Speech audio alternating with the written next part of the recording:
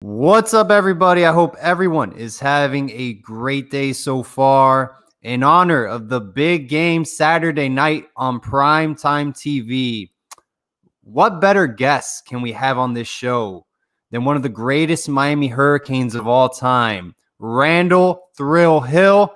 Thank you so much for coming on the scoop, sir. I greatly appreciate your time to come on the show. It truly is an honor. Hey, thanks for having me on. And this is a big week, and so it's time for me to run my mouth. I love it. Randal, before we get into the big game, go over your recruiting story. I know you went to Miami Killian Senior High School. You're a Miami guy. You even played for the Dolphins. Why did you pick the University of Miami out of high school?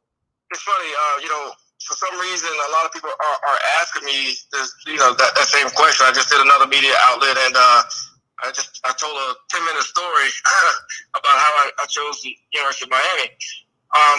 But I'll make it a little bit shorter. I was recruited by every major Division I college football program in the country. Every day I would come home, and there's like 5 or 6 recruits outside of my house.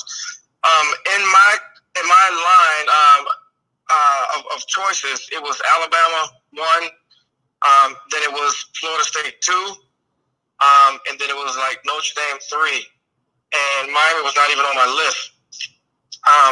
Wow. What happened was, I grew up with Derek Thomas. We knew each other, so originally I had picked University of Alabama because my family is very much into education. Besides being in sports, education is paramount. So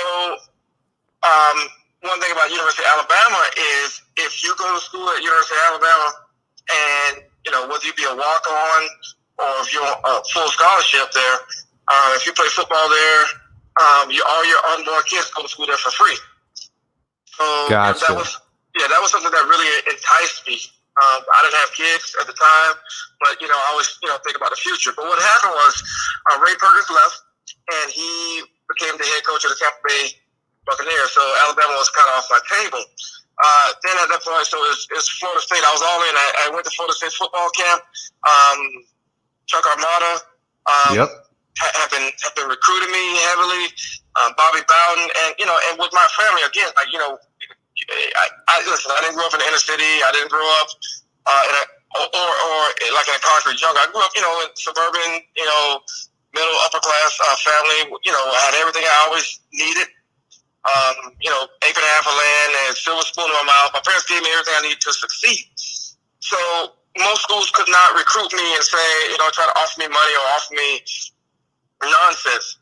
So what Florida State did was, was a little bit different. When on my official recruiting visit, I get off the plane, and who's there to greet me? Governor Bob Graham. Oh, which, wow. I was real impressed. Yeah. And then, of course, followed by Bobby Bowden, Deion Sanders, who I know, still a great guy, and congratulations to him on his new head coaching job. Absolutely.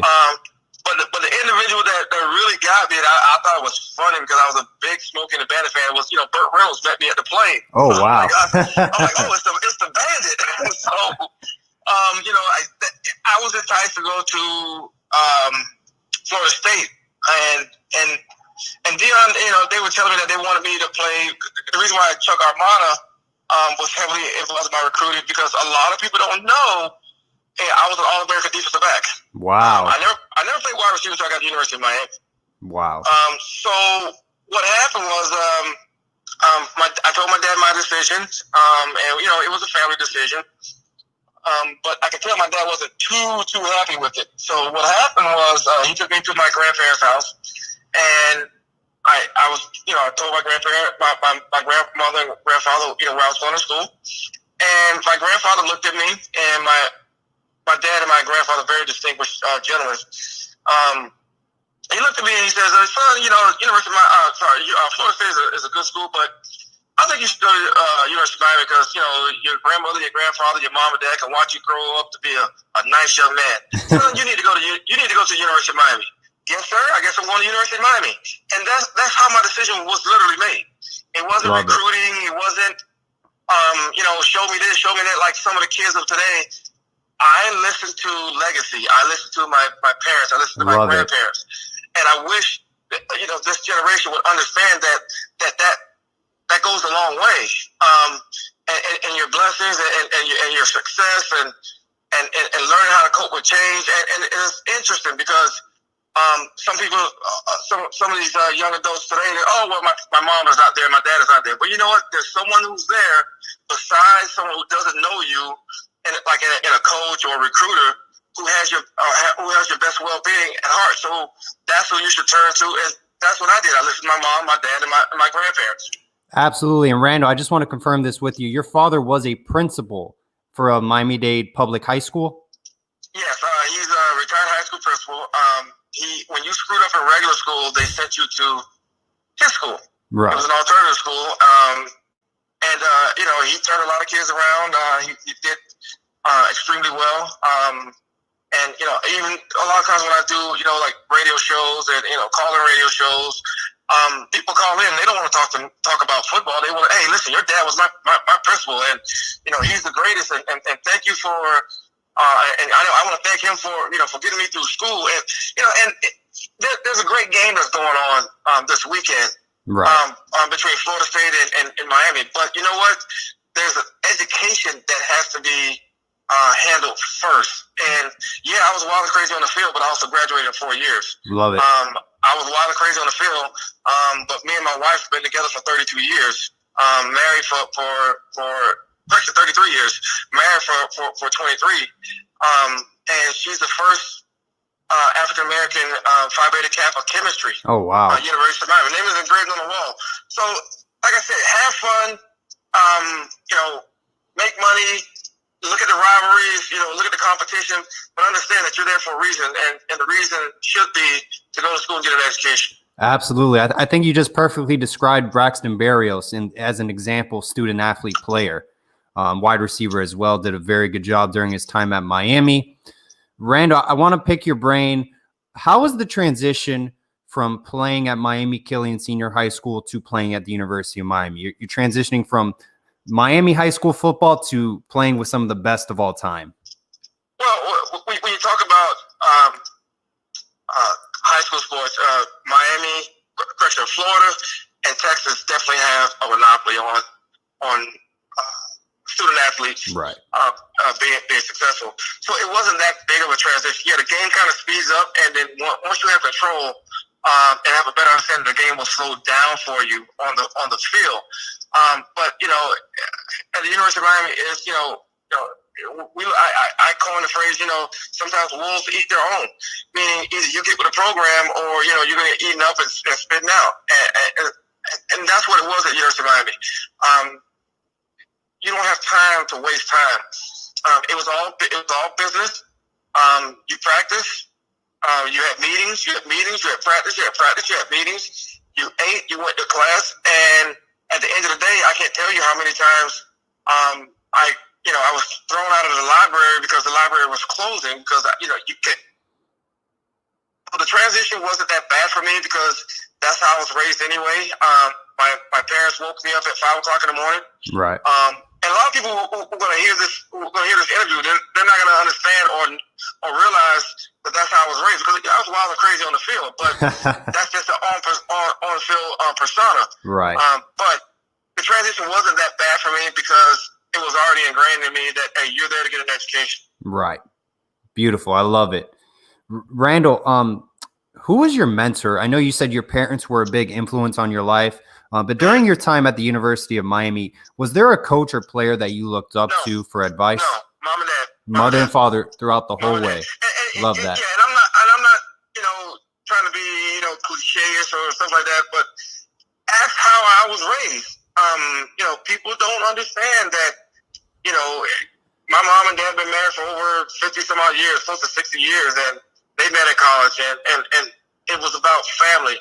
And I'm not saying that if you're going through a divorce now or you have issues that you still can't have that, but I didn't. Of course I listened to the coaches on the field and how they're trying to teach me on the field, but beyond that, no, I didn't look up to anybody but my parents. And I think that anybody who has quality parents, that's who you should look up to, not Gotcha. A celebrity or someone outside your family. As we previously spoke about, a lot of on-field celebrations. You always got the infamous tunnel run at the Cotton Bowl against Texas. But do people forget about the game versus Cal that really got – I think Erickson was upset as well. What kind of influenced that game against Cal and the celebrations that took place? Well, if you look at what happened at University of Miami, we had just come off of winning a national championship, and we should have gone back to back, and we could have gone back to back. And but what was happening was we were still in a transition period with Coach Erickson, who is a great guy, but he didn't understand some of the mentality of some of the players at that particular time. So what they wanted to do, including Tad Foote, who's not with us anymore. They were trying to stifle grown men who actually helped put the University of Miami on the map. It wasn't the academia that put the University of Miami on the map. Let's be realistic. It was the football and baseball program that put the University of Miami on the map as a powerful school, as a leading school in athletics. And when you have someone that comes in, such as a Tad Foote, and try to change that, you're going to have friction. You're definitely going to have friction. So they were trying to stifle, the players who helped build buildings, who have brought millions and millions of dollars to the university. And, we weren't having that. And when they tried to do it, look what happened in that very first game. It was BYU. How the hell do you lose to BYU? Well, you know what? Leave them alone. Let them graduate.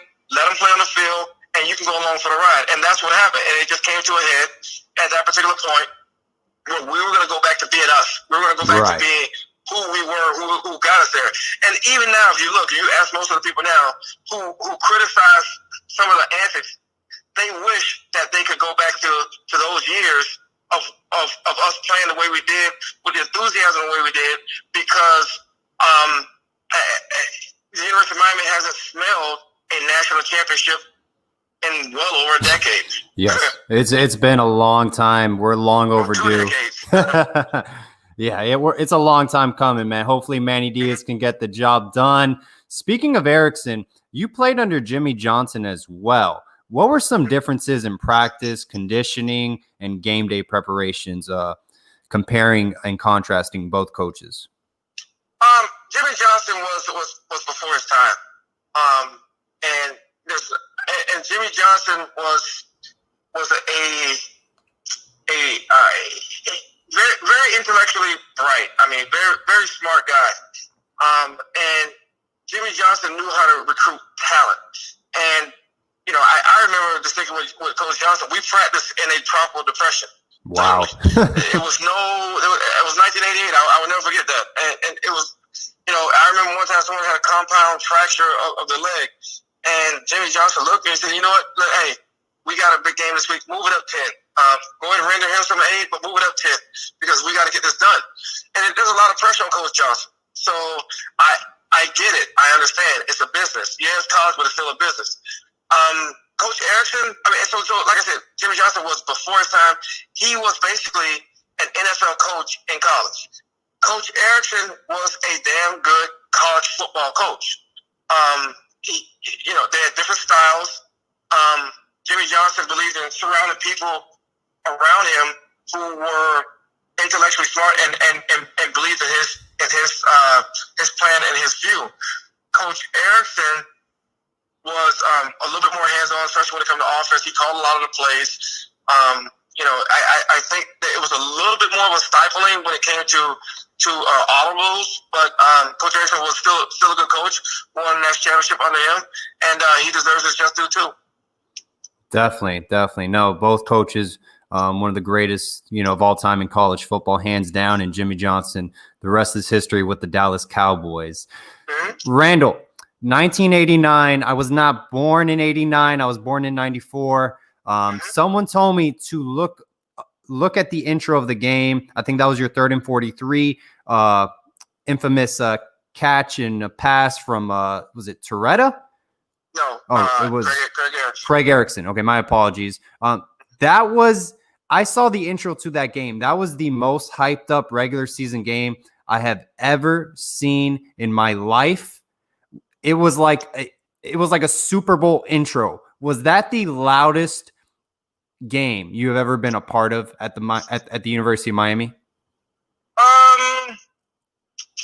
It was pretty loud. I mean, but you understand, I've always played in big games. My first game playing against, as a true freshman, playing against University of Florida, in the Orange Bowl, very loud game.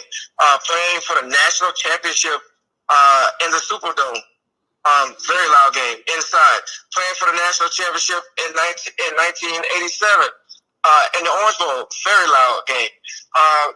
The fans here in South Florida will support you if you give them a good product on the field, which Absolutely. I have no problem with. Right. If you give them a good product, they will support you. So the Notre Dame game was loud. It was. I remember most of us, we wore black to that game because of our mentality. Right. Guys do wear black, but yeah, very loud game, very hyped up game. But there were other ones that were just as hyped. Gotcha. No, definitely. I mean, out in the OB, man, nothing beats a night game in Little Havana. It's just something different in the air, man. I get emotional just talking about it. Absolutely. Man, speaking of Little Havana, the OB, man, so many great Miami, Florida State games in honor of this week, the greatest rivalry in the history of college football. Randal, what is your favorite Miami, Florida State memory that you played in? Just going up my very first year and playing against Florida State and us losing by halftime and putting everything together and coming back and beating them in Doak Campbell Stadium under Jimmy Johnson and Michael Irvin, Brett Perriman, Brian Blades, Bubba McDowell, Donnie Ellis. Those guys actually showed us true freshmen, of which there were 10 of us who actually did not redshirt, and we actually, we played on special teams. They showed us how to get the job done in a hostile environment. They showed us how to get the job done when the odds are against us.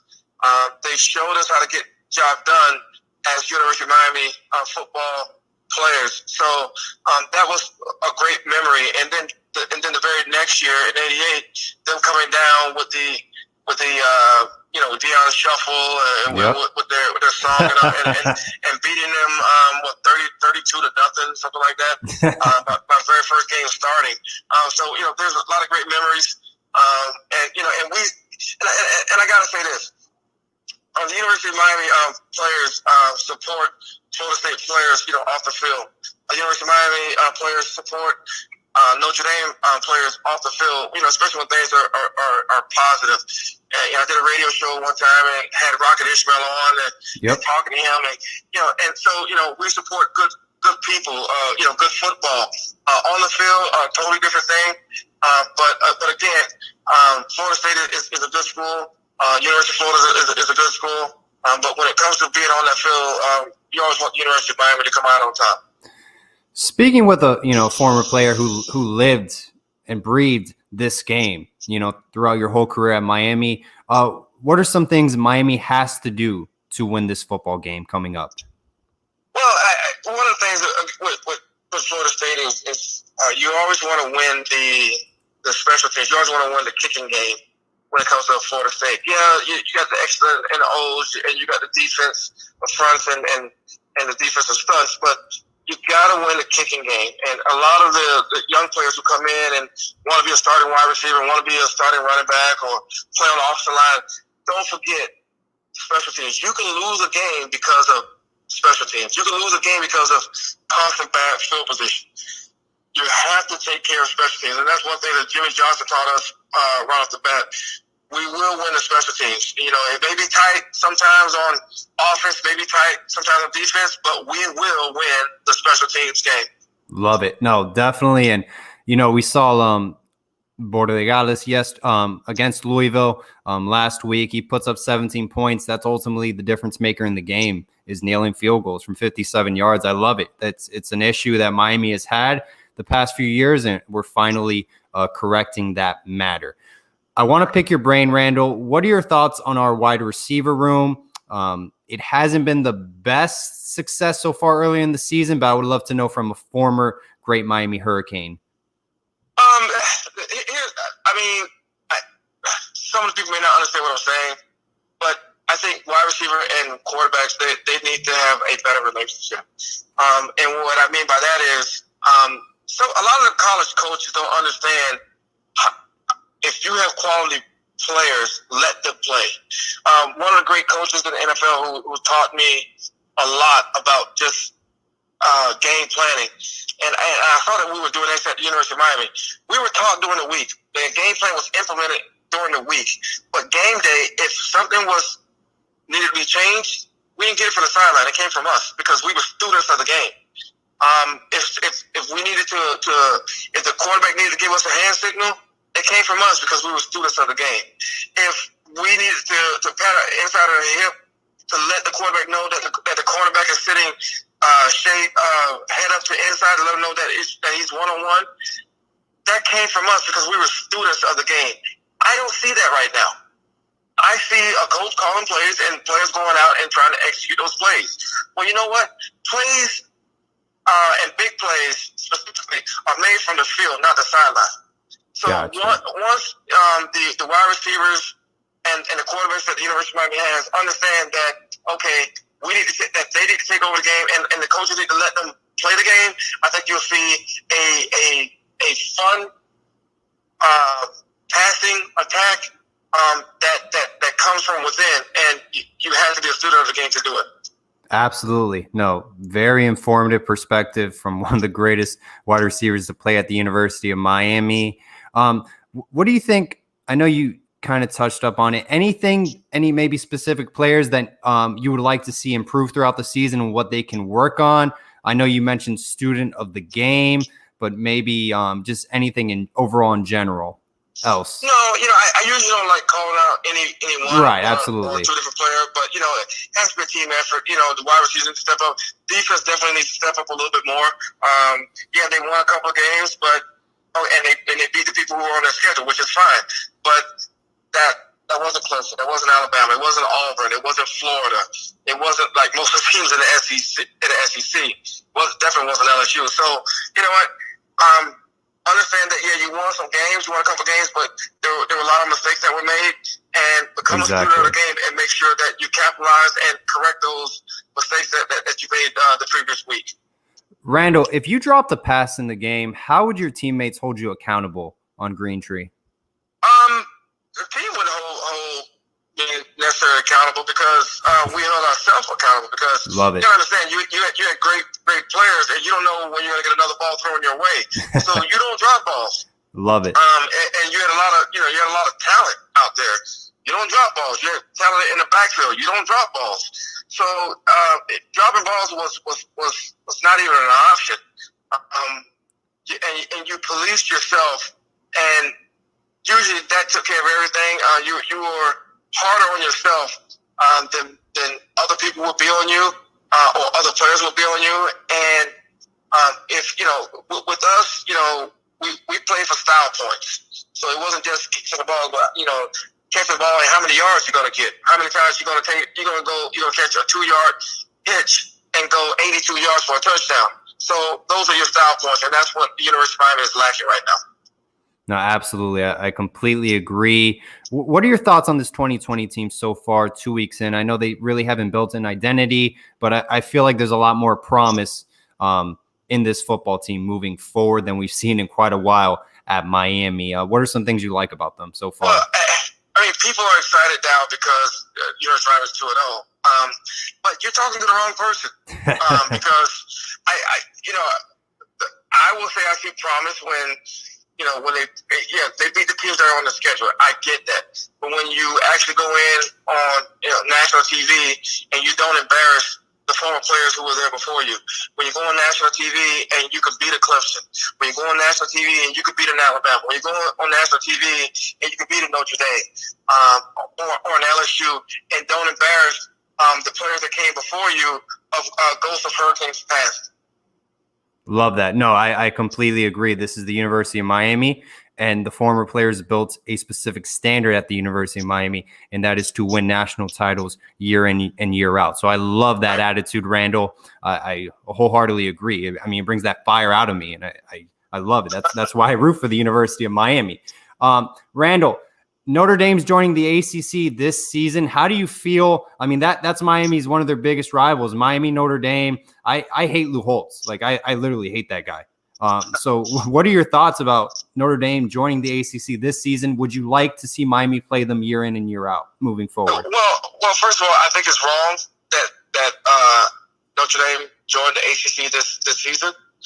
And the reason why I think it's wrong is because the only reason why they did it was because of the COVID situation. Right. And the only reason why they did it was because they're independent and it's all about money. Now, they joined the ACC, but are they splitting the revenue when it comes to the television contract? When it comes to football? Right. So, I mean, they were already in the ACC in all other sports except for football. So, to me, I would have set the standard and said, no. You had a chance to join the ACC a long time ago, but you wanted to keep your money. You wanted to do, but now since everything is topsy-turvy because of the COVID situation, no, you stay independent or go to the about that. Yep. And let's see how you fare over there. But of course, you got people who only think about money instead of the principle of the situation. Right. And I don't agree with Notre Dame joining the ACC. They get everything they want when they want. They still probably keep the television revenue.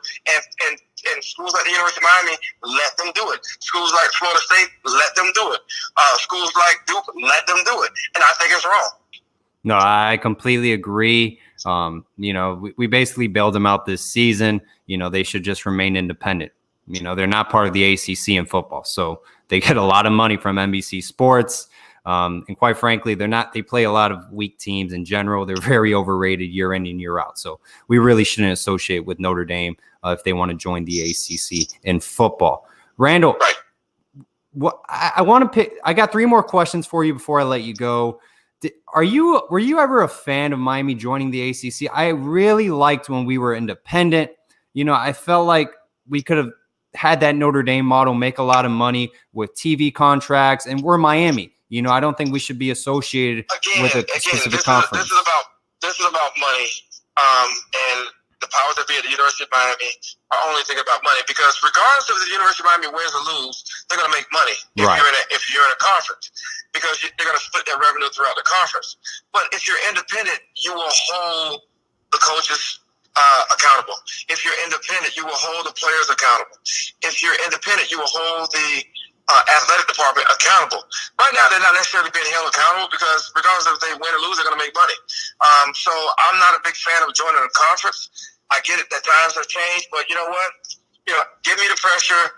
I like it when it's all or nothing. That means that I got to get the job done. Love that. Last 2 questions.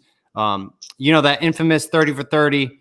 The celebration through the tunnel. Sam Jankovic, he supposedly was very upset regarding the celebration at the tunnel. Did he ever speak with you regarding that matter? He never said he that. Never even spoke with you. Yeah.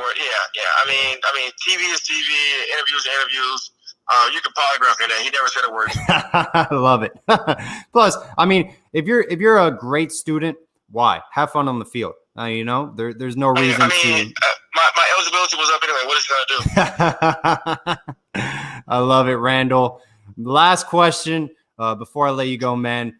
If you were to talk to the 2020 Miami Hurricanes before they go up against the Florida State Seminoles, what would you tell this team?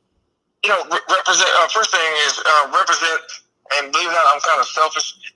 When you walk out onto the field, one of the first things they see besides your colors and the U on the side of your helmet is the name on the back of your jersey. Don't embarrass your mother. Don't embarrass your father. You represent your family too, your own individual family too, and that's one of the things that we always held ourselves accountable for at the University of Miami. You represent your family, which your last name on the back of your jersey. Second, don't disrespect 305.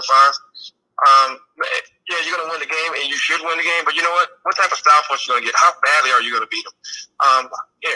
How badly are you going to embarrass defensive backs as a wide receiver? How badly are you going to embarrass a linebacker as a running back? How are you going to get it done? It shouldn't just be a win. It should be style points. And finally, make sure that you come and go as a family of University of Miami players. on and off that field. When we walked out onto the field, people understood that we were the University of Miami, and nothing was going to break the line, and nothing was going to cause us to separate or fight with one another on the field. So make sure that you understand those three things and represent South Florida and 305 the best way you know how.